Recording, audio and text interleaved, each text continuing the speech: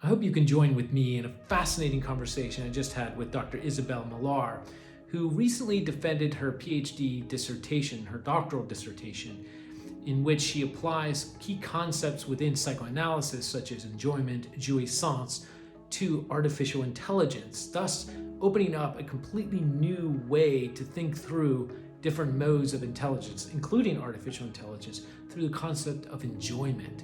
It's absolutely fascinating. We talk about that and many other things. Currently, Isabel Millar is research fellow at the Center for Critical Thought at the University of Kent. She's published widely. She's featured in films, news broadcasts, and her dissertation is coming out in the spring with Pavgrave in the Lacan series. It's really fascinating what she's doing, and I hope you can join us. Thank you for inviting me to talk to you today. It's really nice to meet you, actually. Well, what else am I doing? I mean, I'm constantly doing something, and at the moment, I can't quite remember what the latest thing is. I've been doing conferences and films here and there for various different projects. But I think because I'm quite interdisciplinary, I end up being pulled into all different directions. So what's the next thing I'm doing? I'm going to be writing an introduction to a collection of hitherto unpublished horror stories by Victorian novelists, which is not an area of my expertise, I have to be honest, but a very nice person has invited me to do that. So I'm going to be writing this introduction. So that's interesting, to a sort of departure from my normal stuff. But other than that, collections of essays, mostly psychoanalysis, philosophy.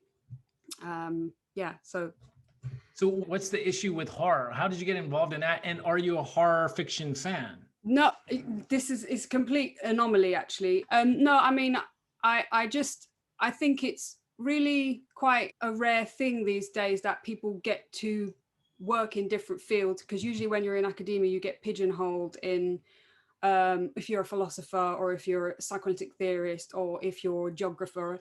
And I can think it can get very boring. I think people get very bored of their disciplines, and I've met a lot of people who are extremely catatonically bored with, for example, being a philosopher. And I find that really sad, because it should be the most exciting thing in the world, the most exciting job in the world, to get to use your brain all the time. But often I find that I talk to a lot of people who are in academia, and they seem to be so jaded by the fact that they're sort of churning out endless essays on their very specific area of specialization, and they never really get to use their philosophy or interact with the world or make it real. And I think that it's important to always keep bringing other things into what you do and be connected with humans, you know.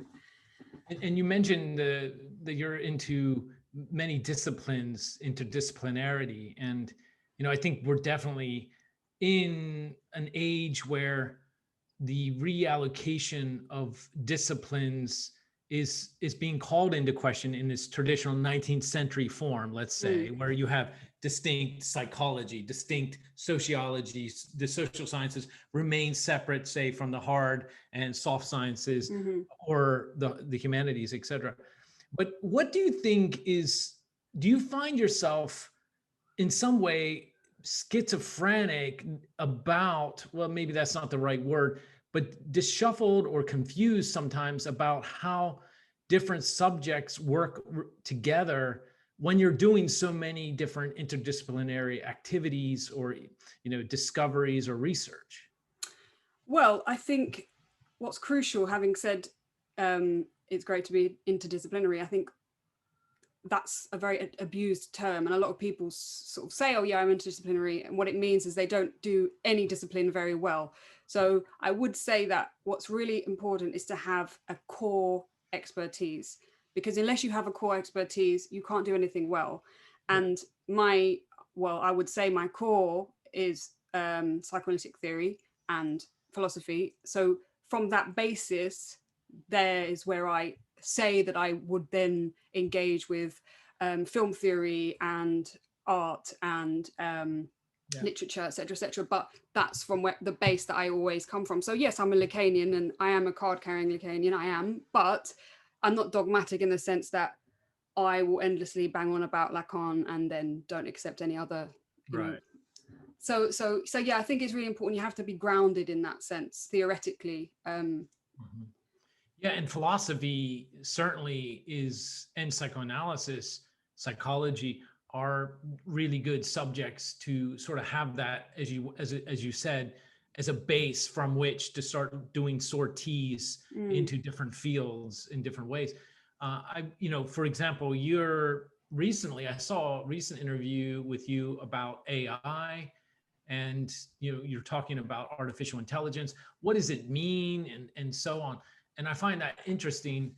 And so again, given the critical skills that you've developed doing your doctorate and other previous education, you're able to speak to or use tools, critical tools, that are able to sort of put together distinctions and be able to make connections across different concepts that would otherwise not be there. So I find that fascinating about what you do.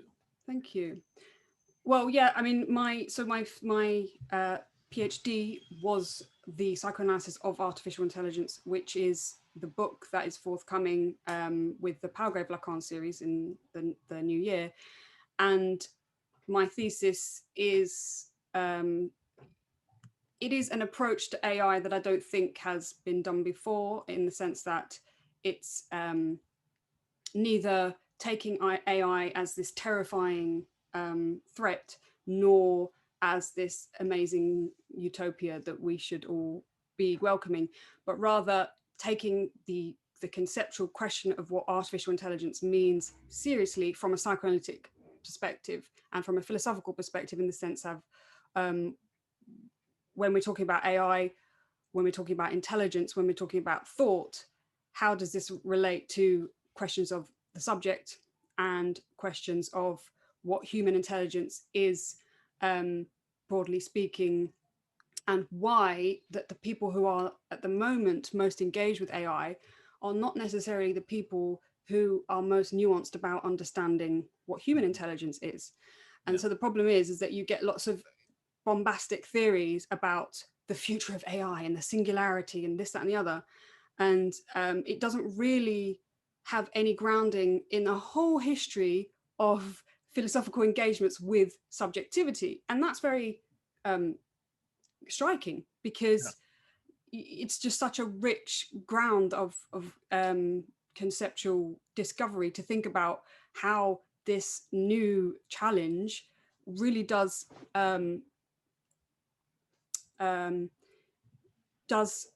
mean that we have to start renegotiating the question of human thought. And for me, psychoanalysis was the most important tool to start to think about how artificial intelligence could be thought about along with human intelligence.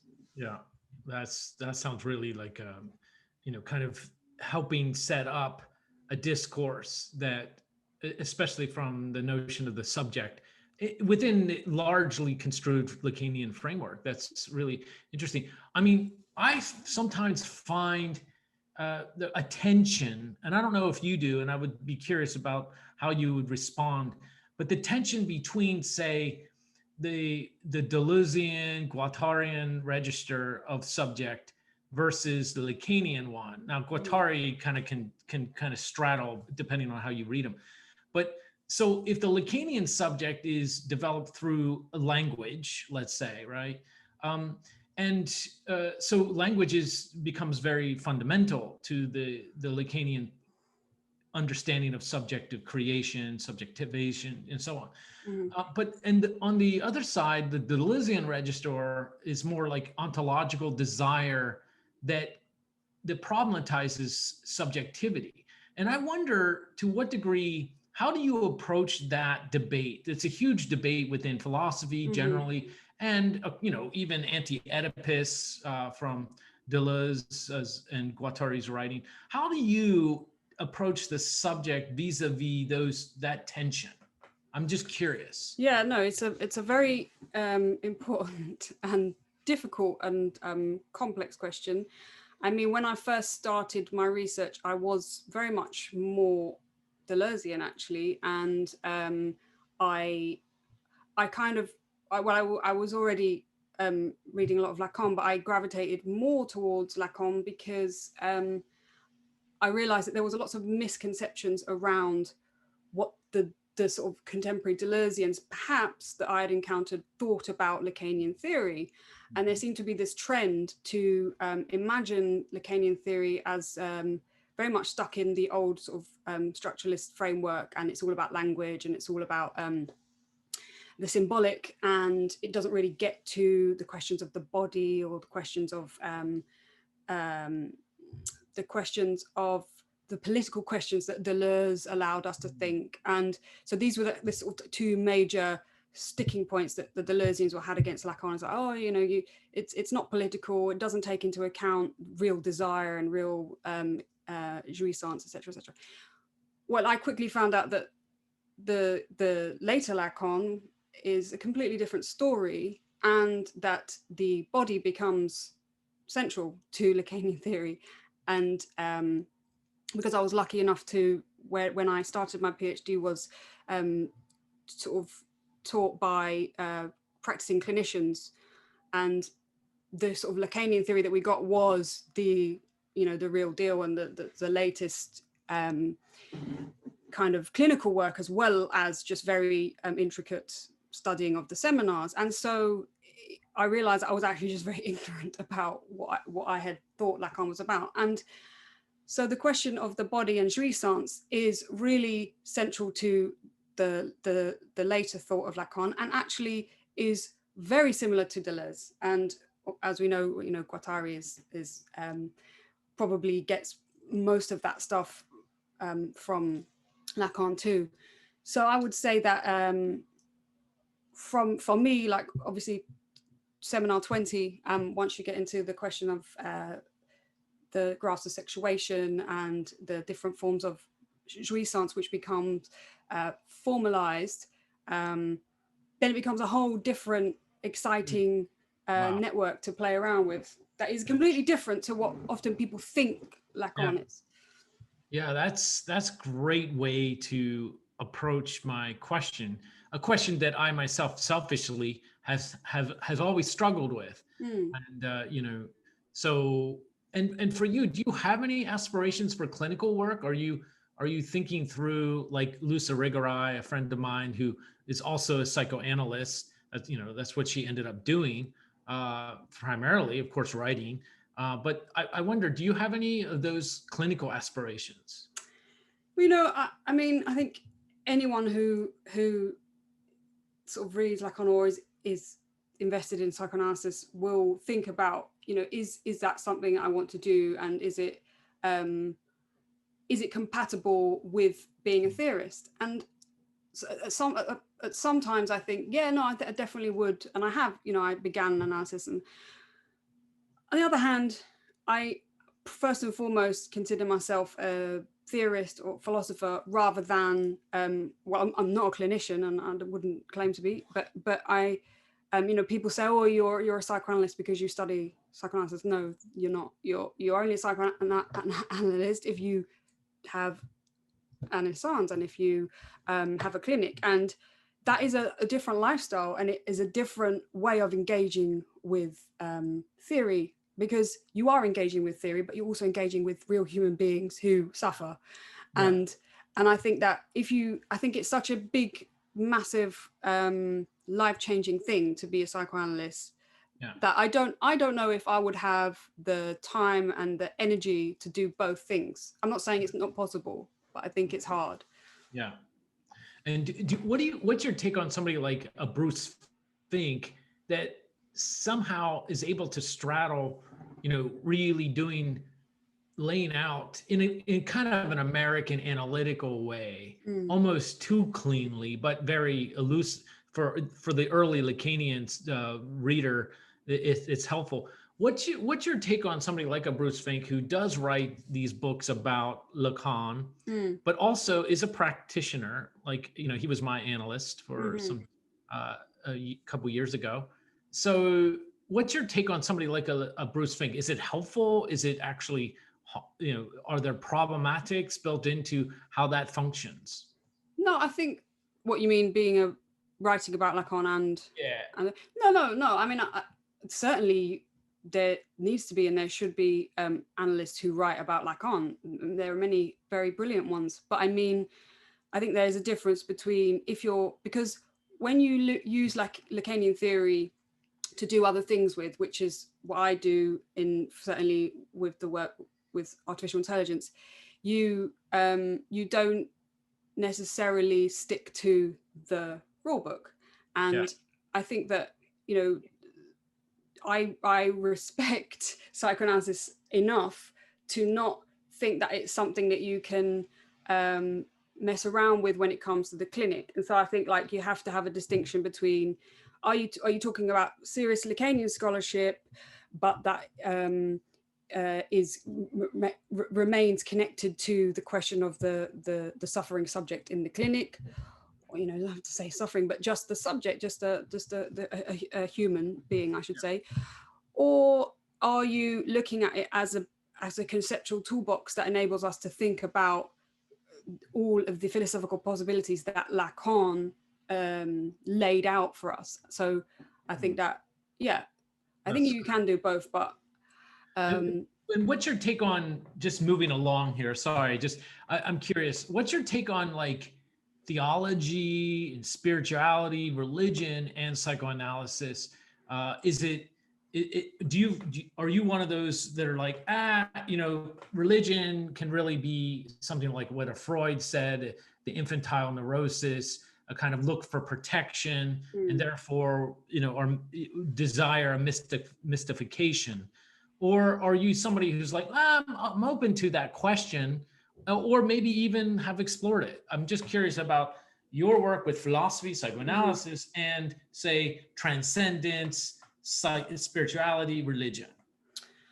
Well, I'm an atheist and I don't have any religious beliefs at all.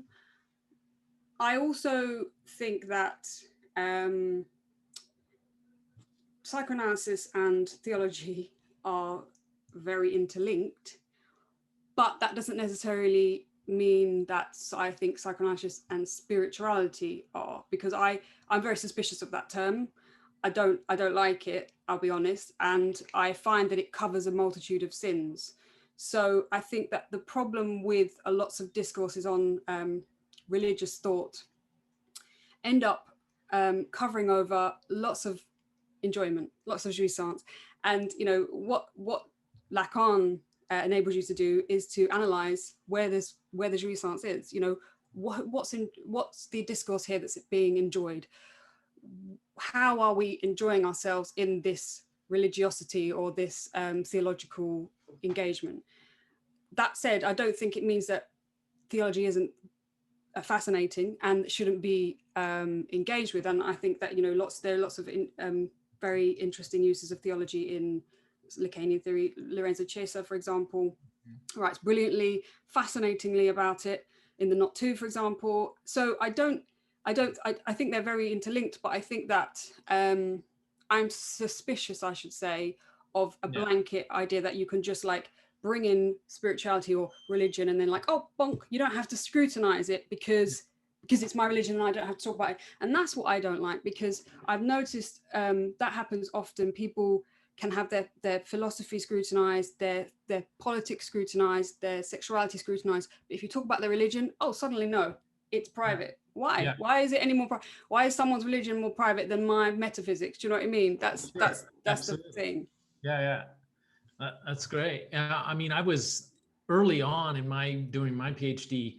I was really interested in the kind of the materialization of potentials within, say, Christianity in particular, about being able to identify, characterize issues of like neoliberal debt, issues about how the subject is lured into and captured Mm. by discourses, and how maybe a theology could potentially open up different escape hatches from that enclosure or that Yeah. arresting. Um, in the end, I mean, I worked with Zizek. We did a couple books on similar topics as that. But in the end, I realized, like, for me at least, in terms of Christianity, it's a real institutionally centered, very centralized network of power.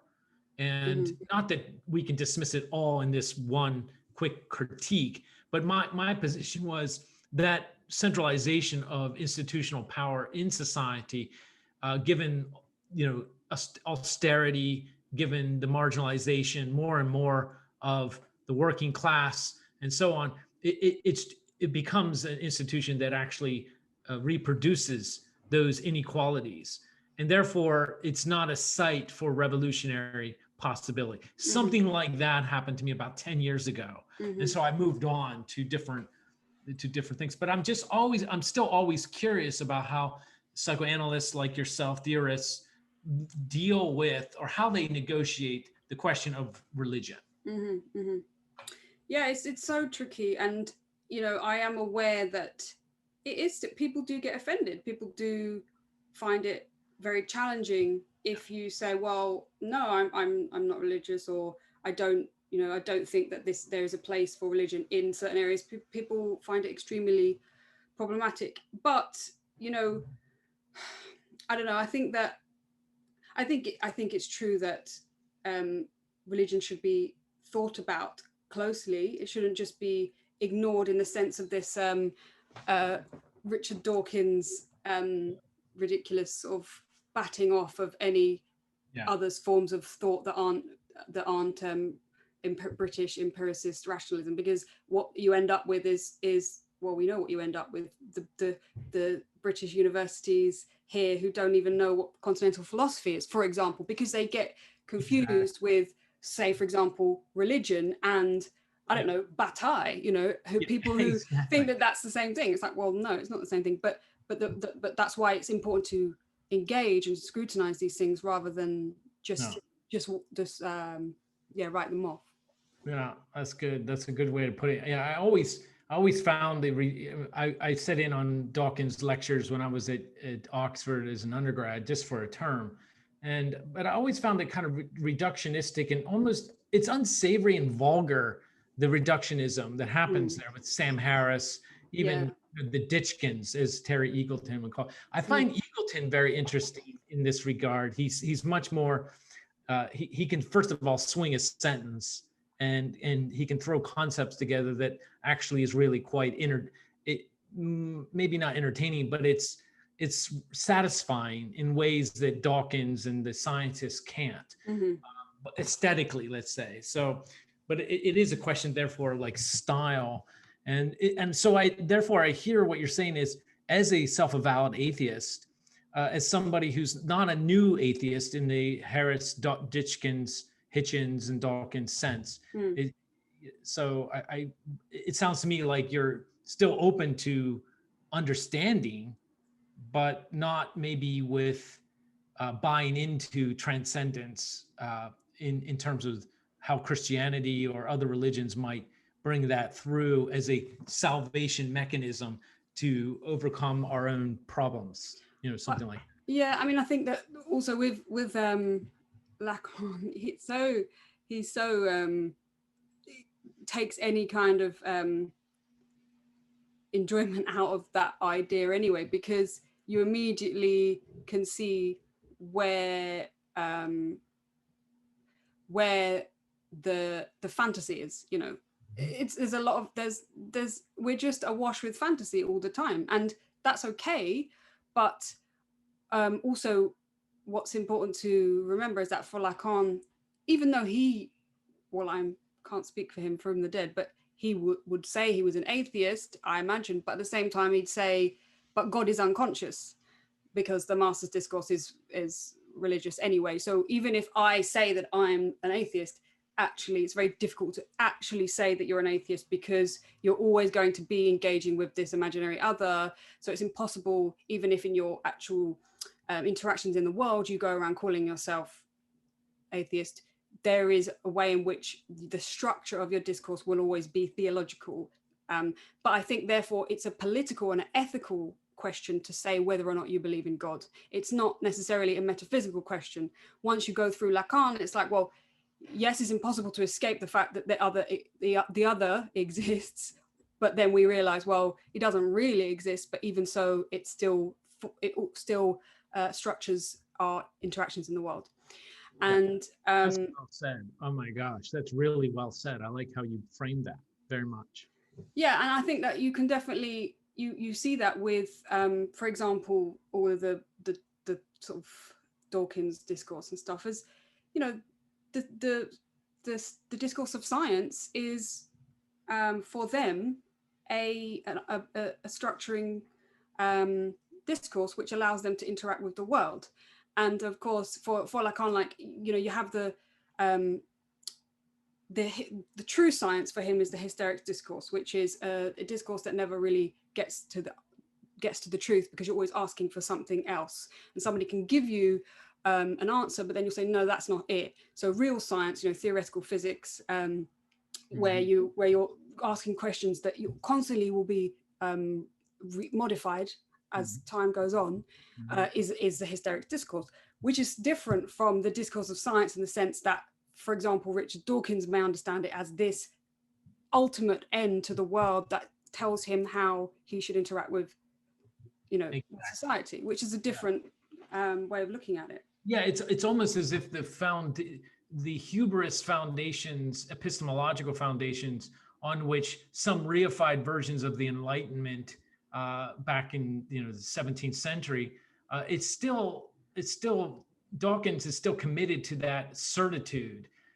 The outcome is the master outcome without question. It's almost like as the nation state emerged during this very time period of the Enlightenment, as the absolutist authority that absorbs all other notions of power under its umbrella, it's almost like the scientific discourse is looking for that absolutist position. Mm-hmm, mm-hmm.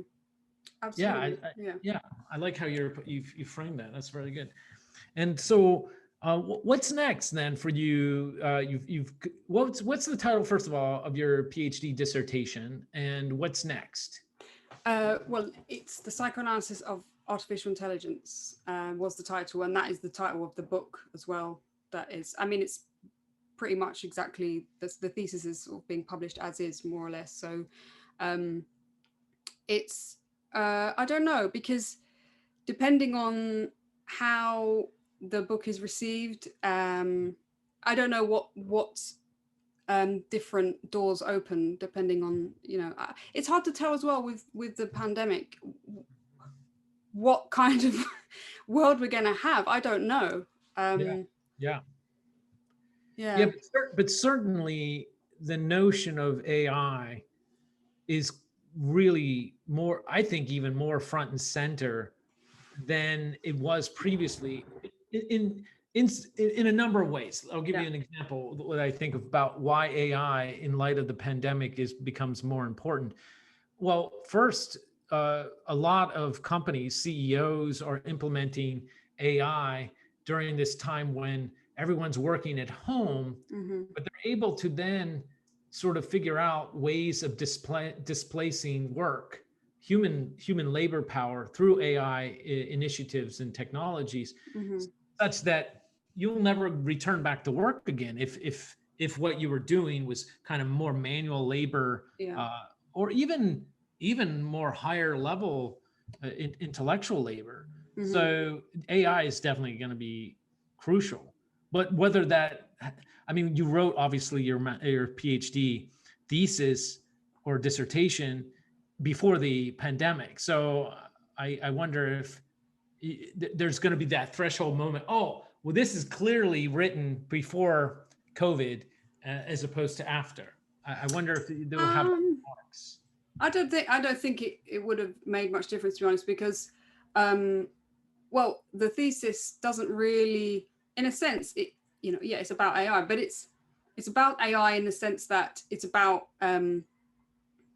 the structure of thinking that allows us to posit what AI is for us. So because when we create these technologies, where there's the disciplines that go into creating AI, for example, are multitudes. So it's everything from obviously the hard sciences and the sort of things that you expect to be part of AI, but also it's fantasy, it's history, it's literature, it's films, it's narrative, it's all the things that go into our projected imagination about what artificial intelligence is for us in the future. So what I sort of interrogate is all of the ways in which our fantasies intersect with how AI changes our lives. So this is why I use the framework of the Kantian questions. What can I know? What should I do? What may I hope for? As a way to subvert our engagements with AI, because what does this mean for us? You know, this is hitting us right at the heart of human subjectivity, which in psychoanalytic terms is sexuality. So this is why I use this the figure of the sex bot, which lots of people find very exciting because, you know, for obvious reasons, oh, what is that, sex bot? But I use it more of a conceptual tool to enable us to think about how. Sorry, you went out there. Sorry, the internet connection is unstable. Could you just go back a couple sentences and just sort of repeat that? Sorry. Yeah, sure. So I use the 3 Kantian questions. What can I know? What should I do? What may I hope for? To transition from the traditional question about AI as can it think, towards the question, does it enjoy? And for psychoanalysis, enjoyment is the fundamental concept that we use in order to understand human subjectivity. So what for me is this sort of vanishing mediator between artificial intelligence and psychoanalysis, in the way that I use it in the book, is this conceptual figure of the sex bot, right? So in the sense that it is a being, a liminal being between AI and psychoanalysis. Why? Because it's about sex and about thought and about the relationship between knowledge and enjoyment. And whilst this sounds a little bit strange, if you just think about psychoanalysis, its primary task is to interrogate the relationship between knowledge and enjoyment. I mean, Freud already knew that. So human sexuality is about the negotiation between this unknown knowledge. And the development of AI is absolutely integral to the way that we think about the possibilities of non-human life forms, and the way that we fantasize about it, and the way that we are sexually imbricated with this concept. Yeah, that is really interesting way to approach your research material. And wow, that's really interesting. I wonder, how was your dissertation received by the committee, your referees? Very well, really, really well. So I had Lorenzo Chiesa as my external examiner and Fred Botting as my internal, and they were really enthusiastic. I had a really nice viva, and in fact, Lorenzo wrote one of the endorsements for the book, so I'm really chuffed to have him, because when I was researching and reading his stuff, and I thought, oh my God, you know, imagine having him as my examiner. I was a bit daunted by it. Yeah. I thought, if I can get through an exam with him, then I can do anything. So, yeah. That's great. Well, good. And so you're just, from what I hear you saying, is you're waiting to see early reviews of your of your dissertation turned book form published by the Palgrave Lacan series. Who edits that series? It's Derek Hook and Callum Neal. Okay. And so you're waiting about, but do you find that in the time of like where we are, we're currently in London lockdown tier 4, do you find your thinking, your desires of research and reading and curiosities blunted, or at least diagonalized away from what they used to be, if one could categorize it that way? But you mean because being in lockdown? Yeah, and Yeah. just the psychology of the isolation, the heavy-handed state saying you can do this, but you cannot do that, in much more of a imminent, direct way. Yeah, I mean, I think I sort of switched off a little bit from the news, because when it all kicked off with the pandemic, I was submitting my final thesis in the summer, so I had to just not think about it because it was too stressful. And then since then, it just became so surreal that I just thought I can't constantly be engaging with the next ridiculous thing that the government has done, and it just made me too frustrated and angry, and it's so anxiety provoking, and I'm very prone to anxiety, so I really try not to think about all of the fear mongering that's going on as well, and I just try and keep my family safe, keep myself safe, and not put anyone at risk. But in terms of the actual idea of daily grind, doing your work, I mean, I think being an academic, you're so used to sitting at home and reading and writing that, in a sense, we're quite lucky to not have that disruption, because I didn't go into an office before, so it didn't really affect me that much. So it was okay. But it is now I'm kind of like coming out into the open of like, okay, now I've finished this, now what's next? It's a bit like, oh, what would have happened if the pandemic hadn't have happened? Would I have been flying around to lots of exciting places and going to conferences here and there? Probably, but then that's, everyone's in the same boat, so I can't complain.